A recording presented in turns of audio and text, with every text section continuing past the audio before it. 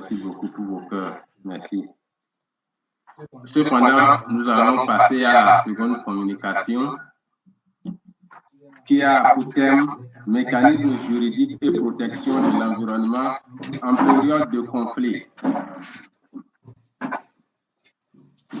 Avec votre permission et sur le regard de nos experts de part et d'autre du monde entier, nous allons accueillir M.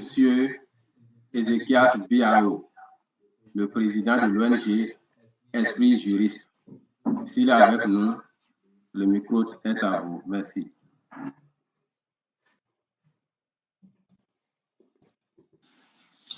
Merci beaucoup à vous, monsieur l'animateur. Je suis très content d'être là et je ne veux d'abord m'assurer que vous me recevez 5 sur 5. Je viens d'ouvrir mon micro.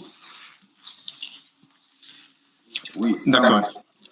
Je suis très content d'être là à l'occasion de ce séminaire de formation organisé par RAZIP ONG et je tiens très humblement à pouvoir exprimer tout l'honneur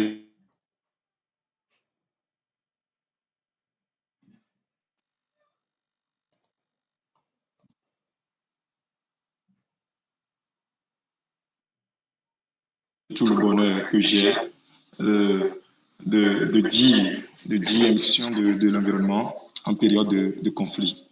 Je voudrais que cette communication soit participative parce que nul ne détient le monopole de la connaissance et j'aimerais que de nos échanges puisse ressortir quelque chose d'efficace. Il y a plus dans 2 têtes que dans une seule. Et donc, après avoir adressé mes de remerciements, je vais aussi dire merci beaucoup au consultant Boni Dimitri, que j'ai suivi avec beaucoup d'attention, même s'il a rattrapé la réunion. J'ai beaucoup aimé la communication, j'ai eu pas mal d'aspects techniques qui, pour nous juristes, viennent encore conforter, confirmer notre soif d'avoir des statistiques. J'ai pu entendre 400 ans. C'est des éléments très importants qui nous permettent aussi de pouvoir continuer dans la lutte. J'aimerais, sous votre autorisation, partager mon écran. Allez-y. Partager mon écran. D'accord. Si vous recevez mon écran, priez me faire signe. Ça peut aller? Oui, ça peut aller. Oui, ça peut aller. Merci, vous pouvez mettre ça en mode présentation. Je pense que je suis en mode présentation. D'accord, là, ça peut aller. D'accord. Et donc, oui, j'ai dit que je suis très honoré d'être à ce séminaire de formation et je veux remercier RAZIP ONG pour cette initiative. Oui, nous allons parler avec moi des mécanismes juridiques de protection de l'environnement en période de conflit. Je suis Ezekias Biao, juriste consultant, président du bureau exécutif de Esprit Juriste ONG, tel que déjà annoncé. Et j'aimerais profiter de cette occasion pour pouvoir nous exhorter, nous inviter à pouvoir continuer le combat pour l'environnement, le combat pour la sensibilisation, le combat pour l'information, parce que de jour en jour, les défis sont de plus en plus nombreux. Nous sommes aujourd'hui dans un monde qui est en plein dans le contexte de l'actualité. La question de l'Ukraine, la question de la guerre en Asie, la question de la guerre au Moyen-Orient, les catastrophes récentes au niveau de l'Espagne sont autant de faits évidents qui doivent pouvoir nous motiver à pouvoir continuer la lutte. Parce que cette lutte, elle est évidente, elle est pertinente, elle est certaine. Dans le cas de cette communication, je voudrais beaucoup de participation. Si on était en présentiel, je vais vous demander de vous donner un prénom. Moi, je vais vous donner ce prénom-là à UZZ, mais à défaut de pouvoir donner la parole à chacun pour qu'on puisse donner des prénoms, on va évoluer ainsi. j'aimerais qu'un participant puisse me donner 3 attentes qu'il a lorsqu'il a vu le thème mécanisme juridique de protection de l'environnement en période de conflit. Moi j'ai mis mécanisme juridique de protection parce que c'est de protection. Des mécanismes juridiques ont été pris pour pouvoir protéger l'environnement, même en temps de guerre. On va y venir. Donc, quelles sont les attentes que vous avez? À quoi vous attendez-vous? Certainement, il y a quand même une petite brainstorming. Quand, quand vous avez vu le terme mécanisme juridique de protection de l'environnement, à quoi est-ce que vous vous attendez à ce qu'on puisse parler? Sans aller dans le secret des dieux ou techniquement. Oui, je veux des interventions. Chers participants, vous avez le micro. On vous espère ceux qui ont des attentes qui puissent les formuler. 3 attentes, forcément que nous avons. Oui.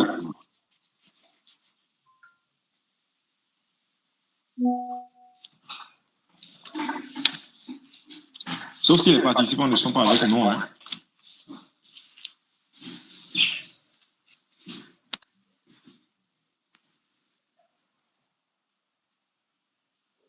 Bon, nous avons un participant ici en présentiel qui va prendre la parole. D'accord, oui. Quand on parle de mécanisme juridique de protection de l'environnement, vous vous attendez à ce qu'on parle de quoi?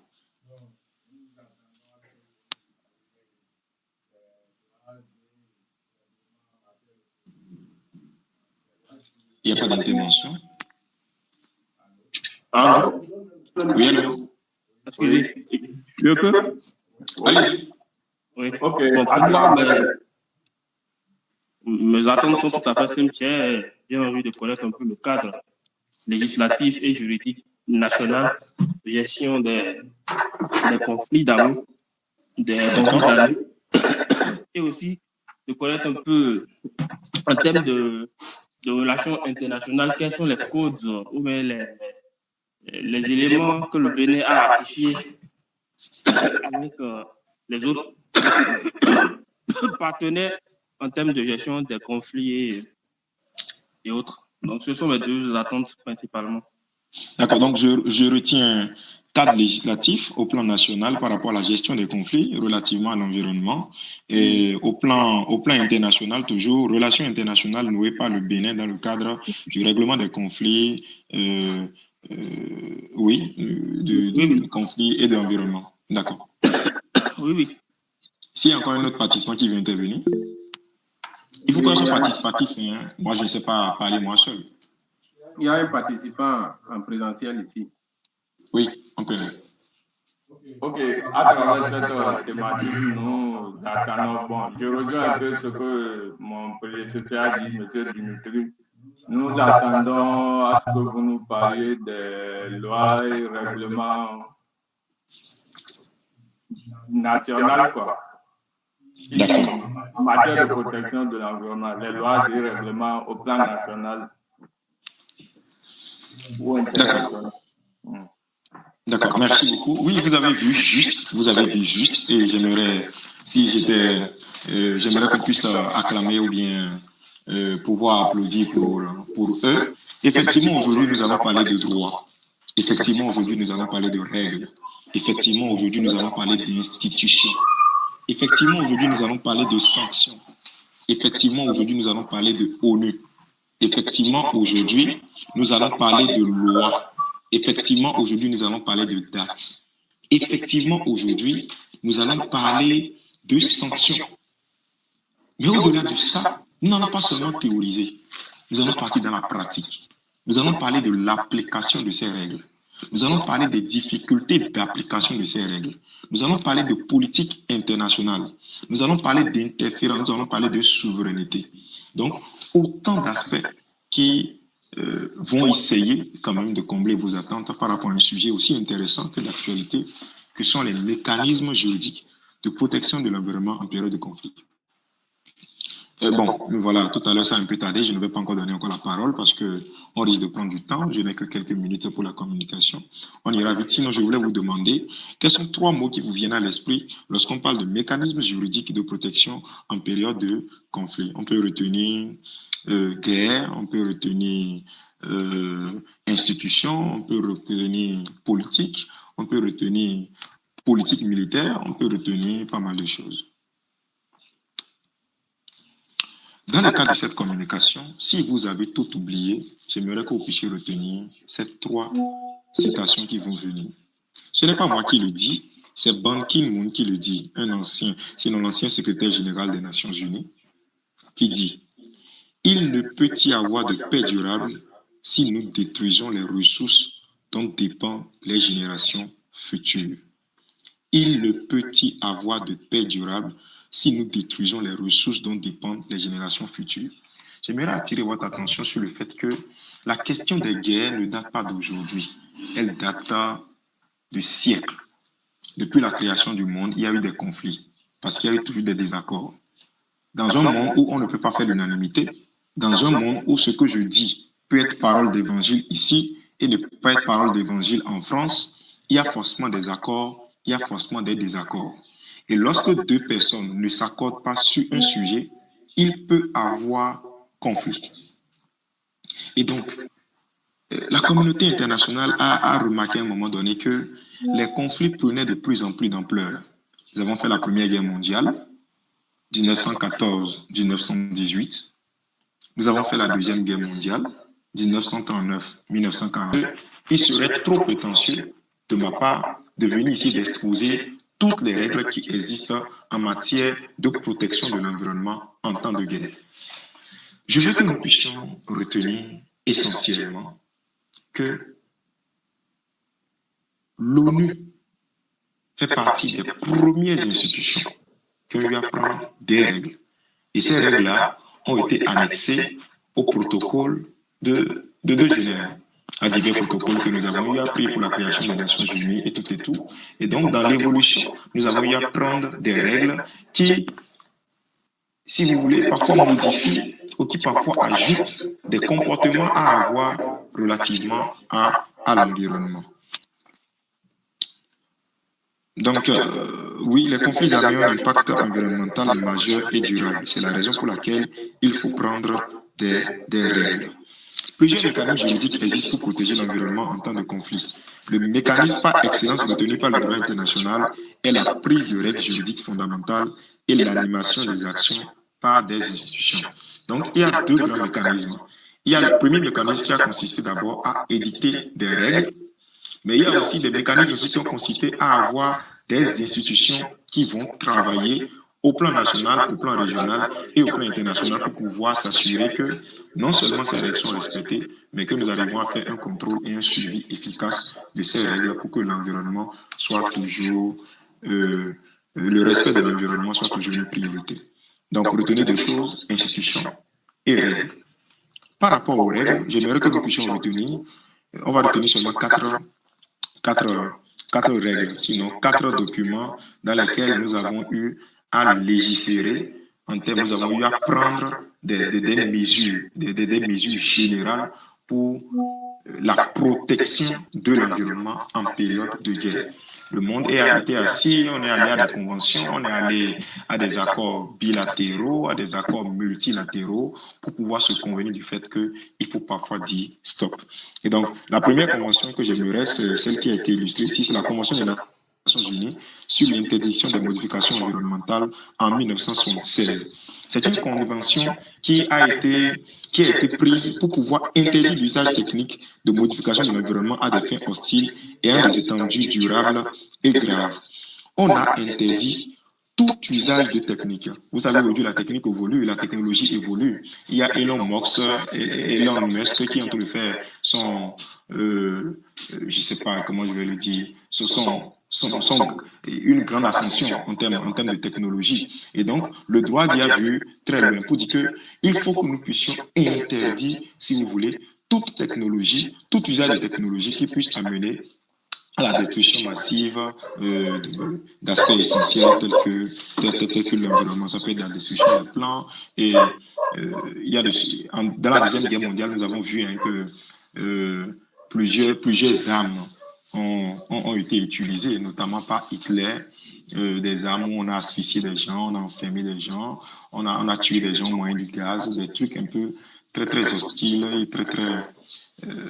très méprisables. Donc, il est important que des règles puissent fixer ça et pouvoir interdire ça.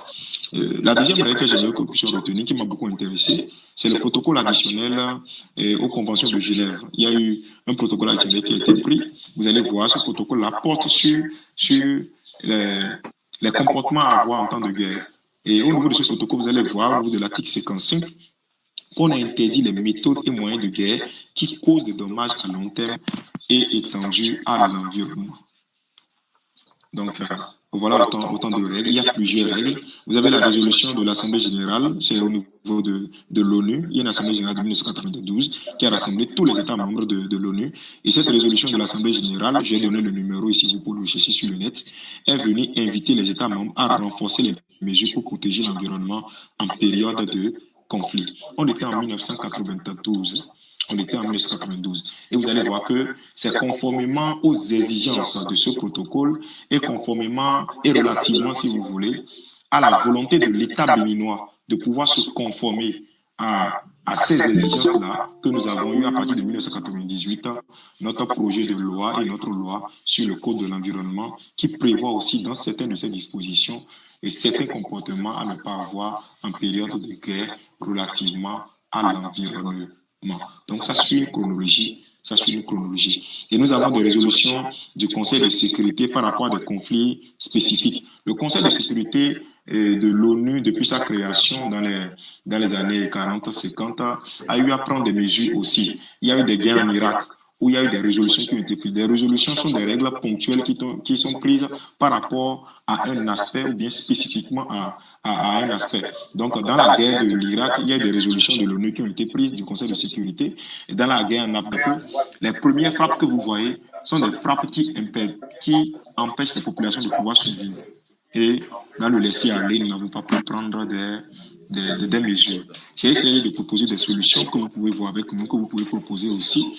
Et la proposition pour que les mesures de protection juridique de l'environnement en temps de guerre puissent être effectives et efficaces, c'est que nous devons renforcer les mécanismes de contrôle de suivi. Nous devons créer plus de zones environnementales protégées. Nous devons promouvoir la responsabilité environnementale dans les armées. Il faut que dans les formations militaires, que nous puissions mettre les formations sur l'environnement. Que chaque militaire, pendant qu'il est formé, puisse connaître l'importance de l'environnement. De telle sorte que ce n'est plus parfois une obligation juridique, mais une obligation parfois morale et de conscience. Et nous devons continuer, nous en tant qu'OSC, nous en tant qu'acteurs de la société civile, à enseigner l'environnement dans nos États, à enseigner l'importance de la protection de l'environnement dans nos États. Tant qu'il reste à faire, rien n'est encore fait. C'est à cet effet que nous pourrons relever les défis en n'oubliant pas qu'il ne peut y avoir de paix durable si nous détruisons les ressources dont dépendent les générations futures. C'est sur ces mots que je vous remercie et merci pour votre attention. Je suis ouvert aux questions, aux contributions pour pouvoir parfaire cette communication. Ok, merci beaucoup, cher président Ezekias Biao, pour votre brillante présentation. Merci. Nous avons besoin de vos likes, de cœur pour l'encourager, c'est important. C'est important. Merci beaucoup. Nous sommes ouverts maintenant aux questions. Nous allons enregistrer les questions. Des contributions qui peuvent favoriser. On peut aussi quand même continuer les recherches pour pouvoir mieux parfaire ces échanges-là. Merci. Merci beaucoup, cher communicateur. Nous avons une main levée de M. Adi Guillaume Marcel. Marcel, vous avez une minute, s'il vous plaît. Bonjour à tout le monde. J'ai une contribution par rapport à ce qu'il a été dit. C'est dit que il faut il faut faire la promo, il faut militer au sein des associations pour faire la promotion des jeunes. Je vais vous dire que cette solution ne serait même pas durable parce que les jeunes que nous envoyons souvent à des postes de responsabilité, quand ils vont à ces endroits, ce sont ces mêmes jeunes-là qui deviennent la pièce maîtresse de la dégradation des ressources naturelles. Et c'est généralement dans tous les pays africains et que ce problème-là s'observe. Et ce que moi j'aurais préconisé, c'est peut-être de créer un creuset au sein duquel nous allons faire la promotion des lois qui en fait, un exemple de loi est la promotion de la loi sur les déchets plastiques qui interdit l'utilisation des déchets plastiques. C'est un exemple et qu'il faut faire la promotion de cette loi pour en fait réduire l'utilisation du sachet plastique. La loi sur la protection des ressources forestières ou bien des essences forestières du Bénin. Et il faut créer des creusets qui vont dans le cadre de la promotion ou bien non, de la protection de chaque type de ressources naturelles. Et ce faisant, on pourra non seulement diversifier nos activités, mais aussi on pourra participer à la mise en œuvre des politiques nationales. Et les OSC ne sont pas des décideurs. Les OSC sont là pour accompagner la mise en œuvre. Et partant de ce fait, si nous essayons de créer un creuset qui peut quand même, un temps soit peu, pousser à réduire l'utilisation anarchique de ces ressources, je pense qu'on pourra quand même participer à la mise en œuvre de ces politiques. Puisque non seulement le politique ne peut pas imposer, oui, le politique peut imposer les lois, mais le politique seul ne peut pas suivre le processus de mise en œuvre de ces lois. Il faut les OSC pour suivre la mise en œuvre de ces lois. Et ce qui est dommage, c'est qu'il y a même des OSC qui participent même à la dégradation des ressources naturelles et qui sont là non seulement lorsqu'il y a des projets qui vont dans leur intérêt. Et il faudra d'abord, moi je pense qu'il faudra commencer par sensibiliser non seulement les OSC mais les communautés de base, mais aussi il faut participer à la mise en œuvre de tout ce qui est politique de protection des ressources naturelles. Et protection des ressources naturelles parce que aujourd'hui, nous sommes en train de parler de l'anthropocène. Et il n'y a plus rien qui soit à l'état naturel aujourd'hui sur Terre. Il n'y a plus rien qui soit à l'état naturel. Il n'y a plus rien du tout qui soit à l'état naturel. Partant de ce fait, les scientifiques sont en train de se réunir pour créer l'ère anthropocène qui est l'ère de l'homme, l'ère de l'utilisation de tout ce qui est ressources naturelles. C'était juste ma contribution. Merci.